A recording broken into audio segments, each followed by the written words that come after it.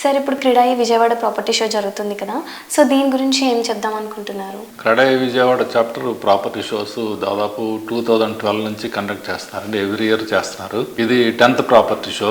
జనవరి 10th, 11th, 12th జరుగుతుంది.